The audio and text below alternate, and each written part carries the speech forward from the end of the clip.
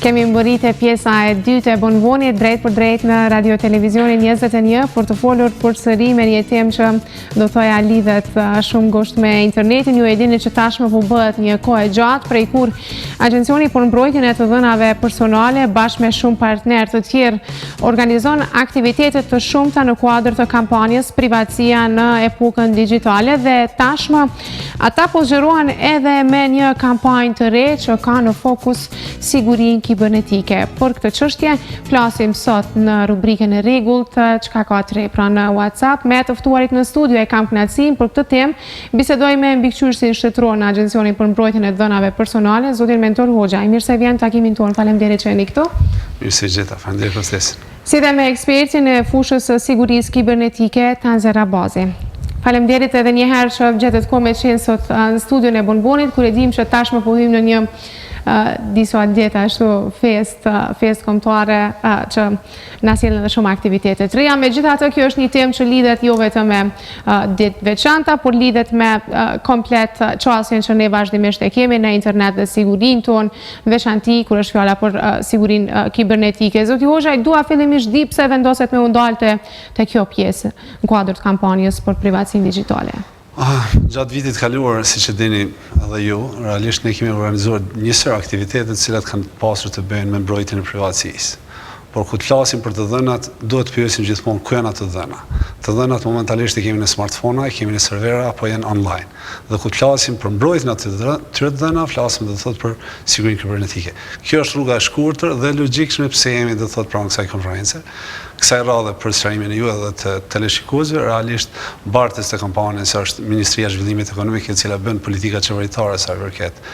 sigurisë në internet dhe politika të tjera të lidhur me telekomunikimin, është do të thotë Ministria MZE-ja, realisht bartës aktivitetin, ndërsa ne jemi të angazhuar në kuadër të mbështetjes të këtij aktiviteti dhe shumë partnerë të tjerë të cilët në mënyrë të drejtë për drejtë apo duke ndihmuar janë pjesë e kësaj kampanje.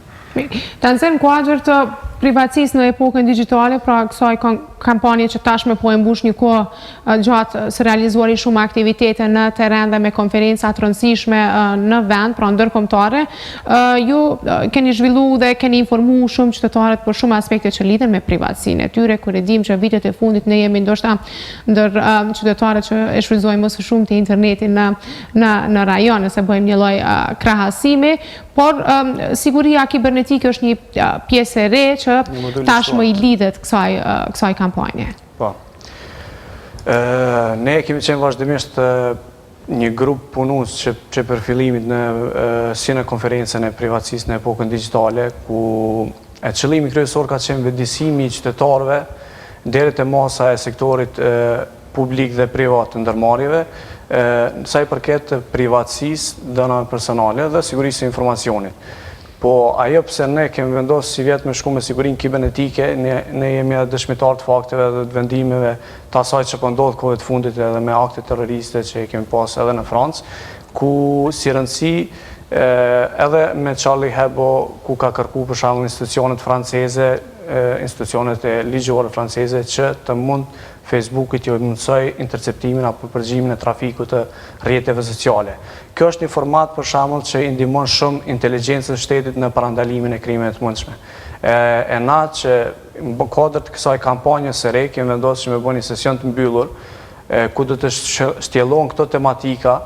cilat do të ndikojnë në sigurimin nacional të një shteti, dhe të njëjtën kohë do të vetëdijsojnë qytetarët kundrejt të drejtave tyre, qoftë për privatësi dhe kundrejt rrezikut të mundshëm që mund të hasin gjatë përdorimit të teknologjisë informative dhe shfrytëtimit në internet. Ne njohim një numër të vogël të webit, për shembull, që është publik, që mund të kërkojmë me makina kërkuese, po brenda asaj ekziston një dark web që është një përqindje shumë e madhe e webit, ku kryen shumë vepra ilegale, bëhet prostitucioni, bëhet shitblerja e armëve,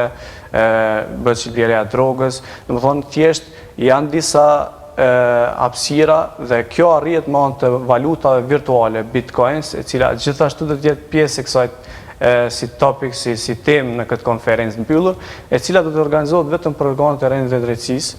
që kanë me pas mundësinë me po praktikisht se cilat janë pajisjet ku kanë marrë prodhuesit më të njohur kësaj kuadre, cilët do të demonstrojnë pajisjet më të reja për përgjimin e rrjeteve sociale, përgjimin e webit të zi apo tregun e zi,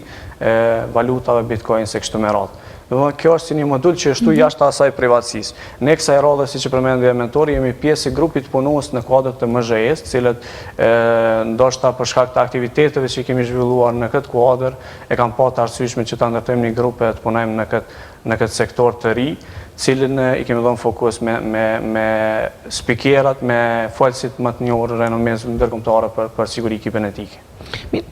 Dua di, mentora, do ta ketë edhe konferenca ardhshme, do thoja namin që e kam pasur konferencat e kaluara kur është fjala pikërisht për sjelljen e emrave më eminent nga fushat e caktuara varësisht prej paneleve dhe temave që janë diskutuar në këto panele. Një përfshirje shkurtër i konferencës, konferenca njëri kapitullim ndoshta do të jetë ndërtuar në 3 pjesë, do thotë siguria kibernetike me impakt në sigurinë nacionale, në sigurinë financiare dhe në privatësi. Nëse shkojmë nga fundi për shembull nga në sigurinë në privatësi, në këtë rast nuk do të flasim për privatësinë dhe si mbrohet privatësia, por do të flasim për përvojat. Dhe përvojat nga prej sulmeve kibernetike apo mbrojtjen e privatësisë do ta flasin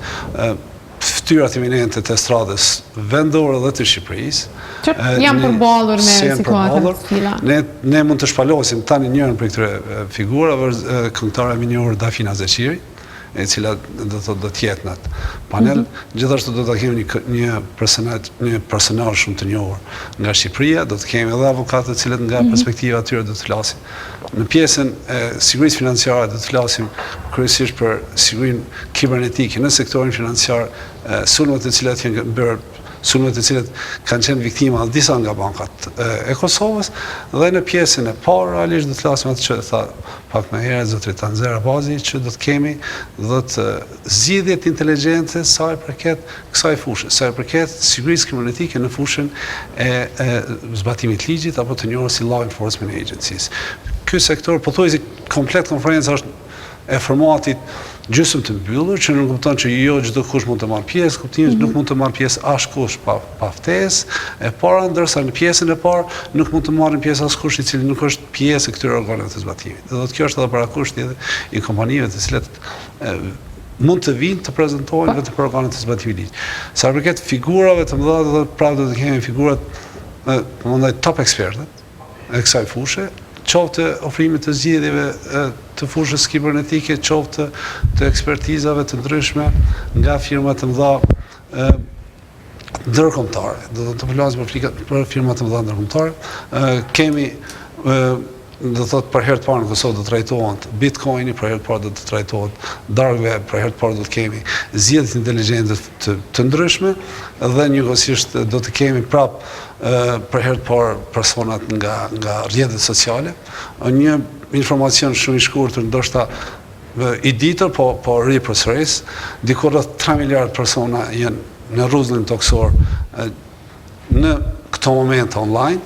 Për këtyre 3 miliard, diku 1.2 miliard njerëz janë në Facebook.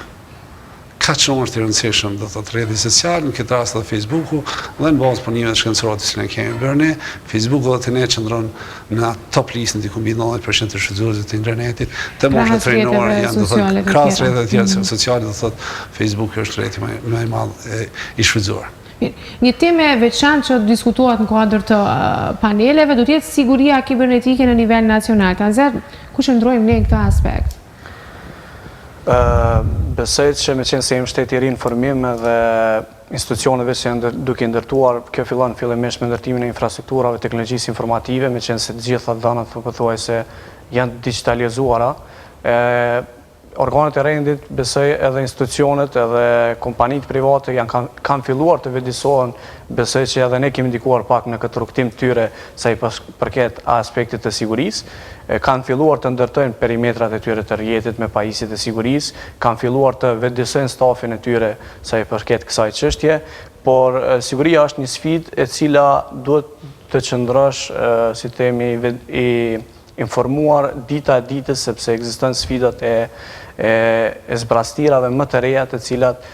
ti duhet t'i bësh ballë në qoftë se ti nuk arrin me mu informu ditë për ditë, që se mjafton ti 3 ditë mrapa, thjesht ka dalë një zbrastir, gjithashtu të dhona tua pranë organizatës mund të jenë risk. Edhe duhet kem staf i cili është i certifikuar në këto fusha, duhet kemi infrastrukturat të cilat parandalojnë sulmet, pajisjet, mure mbrojtëse që i thirim, antivirusa, deri te klientit tash po flasim, duhet jenë të vetëdijsuar se cili punonjës, edhe qytetari thjesht duhet jetë i vetëdijsuar sa i përket përdorimit, ku guxon të klikon, si ta vetëdijsoj që ky link cilin e ka pranuar është valid, apo mund të jetë një virus, çka ndodh kur e shikojmë një film që na gjuan mbi 4 linç apo faqe tjera, si mund të bien pre e Facebook, e kompromitimit llogarive tyre, e kështu me radhë, domethënë gjitha këto janë trajnimet që shumica mund t'i gjeni në internet, por ndryshe pjesën tjetër na kemi hapur shumë sesione të hapura së bashku me mentorin, kemi punuar këtë drejtim që me vetëdijsu, jemi qenë për institucione, kemi qenë për shkolla, kemi qenë për spitale për t'i vetëdijsuar për këtë aspekt. Edhe besoj që jemi me një nivel mesatar, në atash sfundi keni bërë edhe një publikim shkencor në lidhur me njërën për aktiviteteve që të bëhet sërisht në randin e dytë dhe Debon Hacking is Legal, ku kemi nxjerrë një statistike dhe i kemi vetë hakerat njës më kompetent, cilët vazhdimisht shikojnë sa kemi na nivelin e sigurisë, sidomos institucioneve tona. Edhe në fund ata kanë dhënë një mendim që jemi të një nivelit mesatar të sigurisë kibernetike. Ne kemi bërë një analizë ku mesin e dhe Debon Hacking is Legal si aktivitet i veçantë i kanë mbledhur vitin e kaluar 25 hullumtues të sigurisë apo hakera, unë i thras plisa hackers, sepse janë identifikuar me një plis, ku kanë zgjetur 19 zbrastira të sigurisë, valide në vefaqet, në 10 vefaqe, ku në mesin e tyre 3 kanë qenë publike dhe 7 kanë qenë të sektorit privat. Kjo të regon që për një interval 8 orësh kanë arrit me gjetë 20 baga, po të kishe një interval ma gjatë që she kanë për shtëpit e tyre që nuk i ndalon asgjë përveç ligjit për me bën një gjë tillë, mund të shohim që nuk jemi edhe në një nivel të kënaqshëm sa i përket sigurisë kibernetike në përgjithësi. E kuptueshme. U përmendën institucionet bashkëpunimi, fakti që ju keni rrugtu prej një qytetin tjetër, po ashtu në për shumë institucione me vetëdijsu dhe me informuese. Pse duhet në këtë rast profilet caktuara me rujt privatësinë e konsumatorit, klientit, pacientit vetë? Sa keni gjetë bashkëpunim, veçanti me institucionet publike që sigurisht e kanë obligim me rujt privatësinë tonë? Po thoj si çdo proces tani nuk përfundon. Ne po flasim për një proces i cili ka filluar dhe duhet të mbahet i përditësuar. Ende informues. Gjithsesi, do të thotë me edhe kjo konferencë dhe kjo paraqitje publike meton që të ngris vetdije. Ngritja e vetdijes fillon duke menduar fillimisht për këtë çështje, duke tentuar pastaj të marr masat. Po përmendi një zbrazësirë të fundit të cilën e diskutuam pak më herët, do thotë dje po duket, zbrazësira e fundit në sektorin financiar është ku bankat në një shtet kanë humbur 4 milion në formatin e tillë ku shkon dhe deponon online. Ne në Kosovë momentalisht kemi një format të tillë, një bankë që s'po e përmendim emrin, ofron të njëjtin shërbim, do thotë 24/7 dhe me siguri njerëzit të cilët e kanë gjetur atë bank nesër mund të vinë ta shfrytëzojnë të njëjtin bank këtu. Po flasim di këtu për 48 orë. Pra atë po themi, do thotë që ky proces po thoj se sa përket do thotë sigurisë kibernetike, është një proces që në mënyrë të vazhdueshme duhet të njoftosh klientët, të mësosh, dhe njëkohësisht do thotë të përditësohesh me të dhënat e fundit, me zbrazërat e fundit në këtë fushë, për ndryshe gjithmonë do të mbash pasojat. Përkundër faktit që ne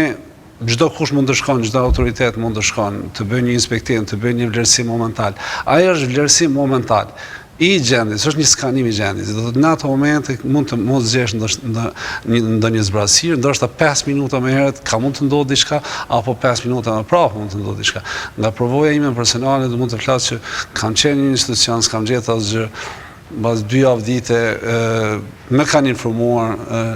ka dalur një dokument tepër senzitiv dhe po përmend këtu, ai dokument senzitiv është gjetur nga një udhëtar rasti i cili ka bler gështenja. Gështenjet kanë qenë të mbështjellura me një dokument senzitiv. Përkundër faktit që unë kam qenë atë institucion dhe kam inspektuar dhe më është dukur gjendja në rregull. Po japi një shembull konkret që do thotë çfarë llogarit agjencioni ka nevojë shtim të masave Për çfarë ka nevojë të bëjmë më shumë Kosova për të ruajtur privatësinë e shtetarit? Është një punë e shumë institucione, të gjitha institucionet zinxhirore, të gjitha institucionet duhet të bëjnë pjesën e tyre të punës. Mendoj se do thotë edhe ne si institucion, tani ndoshta s'mund të flas në emër të institucionit, të flas në emër të timit personal, kemi tentuar të bëjmë maksimumin në këtë drejtim për të sensibilizuar qytetarët. Feedbacku në bazë çdo vlerësim mund të mirë, do të thotë sikur analizën që kemi bërë për penetration testing, edhe në këtë rast edhe me qytetarët mund të marrësh në bazë të vlerësimit të qytetarëve, duke bërë një analizë sa qytetarët dinë për këtë fushë, por duke ditur që zhvillimet e teknologjisë informative në mënyrë të vazhdueshme ecin shumë përpara dhe nëkohësisht ne kemi filluar, do thotë, me një vetëdijsim, është një garë mes të zhvillimit të teknologjisë informative dhe neve për të vetëdijsuar. Do të thotë është një never ending story, të cilën duhet bashkërisht të tentojmë të bëjmë për të siguruar qoftë privatësinë e qytetarëve dhe individëve, qoftë edhe duke mbrojtur dhënat e tyre. Në kohët të mbrojtjes dhënave, nëse më lejoni të flas, do thotë kuptimin e mbrojtjes privatësisë, çdo ditë më shumë. Nuk po flasim në kuptimin e ngushtë të privatësisë, në konceptin e njerëzve që do të, në konceptin amerikan këtë rast, to let a people alone, do të lihet njeriu në vetë, të mos pengohet. Ne jemi duke jetuar në botën Big Brother, që në momentin ku dalim nga shtëpia, kemi vëzhgime me kamerë, në momentin ku jemi në lokal, kemi një vëzhgim me kamerë, gjithë kohës japim dhënat, marrim dhëna. Do çdo ditë më tepër po flasim për ligjshmëri të përpunimit të dhënave personale, që nuk kupton dhënat të cilat janë të grumbulluara nga institucionet bankare, nga institucionet shtetërore, nga institucionet e sigurisë, a janë duke përpunuar në harmoni me legjislacionin e fuqi. Kjo është, do thotë, ajo të cilën duhet të tentojmë të bëjmë dhe atë realisht jemi duke tentuar ta bëjmë. Tansaj dua di, a mendon që shteti i Kosovës, gjitha institucionet e kanë marrë seriozisht mbrojtjen e dhënave personale? Se i përket mbrojtjes së dhënave personale, besoj që mentori është pak më kompetent me qenë si auditon shumicën e institucioneve tilla. Po zbashku me mentorin e kemi asistu ku këta kanë kërku për krajë për neve, edhe në bazë të asaj janë disa fazët të auditimit, cilat këta e shikojnë aspektin ligjor, dhe na i kemi përkrarë në aspektin teknik se në cilin nivel qëndrojnë. Besoj që ja kanë filluar të vedisohen, sepse thjesht sigurimi infrastrukturës tyre teknologjisë informative ndikon direkt në biznesin. Mund të themi që për shembull në Amerikë vetë presidenti Barack Obama kujdeset në nivelin e tij është çështja e shqetësimit të sigurisë kibernetike, saqë ata kanë probleme të mëdha dhe humbje të mëdha financiare sa i përket mos kujdesin ndaj sigurisë kibernetike. Ata hupin me miliona nga sulmet në rrjetin elektrik, kanë pas thyrjen e bankës më të madhe JP Morgan me 56 milion rekorde të dhënave bankare, edhe thjesht sot nuk ekziston, mund të themi që në të ardhmen nuk do të ekzistojë lufta tradicionale me forcë, por thjesht do të ekzistojë kjo lufta e cyber war që e thirrën, apo lufta kibernetike ku ti thjesht një shtet mund ta dëmton bazë të ja vjedh dhënat. Tash është një koncept i ri që edhe mentori ka marrë disa ligjërata, data new currency është e dhëna si vlerë valute re, sepse ti shkëmben dhëna, ti jep dhëna në Facebook edhe ki shërbimin e Facebookit free of charge, ki pa pagesë, ose diku jep dhëna thjesht një kontakt, një adresë që ata t'ju kontaktojnë më vonë, thjesht ti e paguan me dhëna tua e merr vlerën apo shërbimin online. Edhe besoj që në këtë nivel në Amerikë është në nivelin e mirësisë e zhvillimit ekonomik, sepse ndikon direkt në zhvillim ekonomik çështja e sigurisë kibernetike, edhe ne e kemi pa të arsyeshme që Ministria e Zhvillimit Ekonomik është ajo e cila besoj që është udhës ta përkrahë këtë projekt, ajo e ka mirëprit projektin edhe kështu që na si grup punues së bashku kemi përpilu projektin. Dhe besoj që grupi punues ka edhe disa javë kohë për të finalizuar gjithçka deri në fund të janarit, kur konferenca vetë se zhvillon punimet. Realisht, do të shumica... Gati bje mesi janarit. Qartë, shumica institucionet të cilat drejt për drejt apo në mënyrë drejte janë të ndërlidhura me sigurinë kibernetike, është biseduar me ta dhe janë duke përkrahur institucionet, janë duke përkrahur vendin në forma të ndryshme, ashtu siç edhe kanë përkrahur edhe vendit e kaluar, të cilët ku kemi qenë pjesë. Të gjitha institucionet të cilat merren me ICT, Information Communication Technology, apo telekomunikimit, janë pjesë e këtij aktiviteti dhe në forma ndryshme janë duke e ndihmuar këtë aktivitet, që objektivi kryesor është vetëdijsimi realisht i i institucioneve publike private dhe njëkohësisht edhe qytetarëve, po normalisht duhet të shikohet më së pari tek institucionet, pastaj të shkohet te qytetarët, kohët të mundësive dhe kemi edhe pak kohë realisht, ne kemi kryer pothuajse 70% të punës, jemi duke pritur edhe konfirmimet e fundit në këtë rast. Disa nga informimet e para vetëm i kemi lartësuar në fanpage-in, i cili dje është hapur në orët e vona dhe sot kam rritur diku në interesimin e personat rreth 400, ku po të shikojmë panelet, dhe në panelin e hapur kemi afër 200 vetëm të interesuar të marrin pjesë, ku ndoshta 300 do të jetë numri maksimal i njerëzve, edhe po flasim vetëm për 24 orë. Do të kemi një interesim të madh edhe të institucioneve realisht për të ndihmuar dhe kontribuar, dhe të personat të cilët janë të interesuar që të marrin pjesë. Do të kemi një interesim mjaft e mirë, është do të përkrahur nga të gjitha institucionet relevante, presim do të thotë që edhe pjesët edhe ministritë e tjera do të thotë që të jenë pjesë e këtij aktiviteti, jo në kuptimin vetëm të prezencës fizike, po në kuptimin e involvimit drejt për drejt, qoftë me temë, qoftë të marrin pjesë me ndonjë produkt të cilin mund ta kenë. Unë po ju falenderoj shumë për kohën që ndohat sot për shikuesit e Bunvonit. Ishte kënaqësi. Faleminderit edhe juve dhe për përkrahjen e vazhdueshme në aktivitetet tona. Faleminderit që erdhët.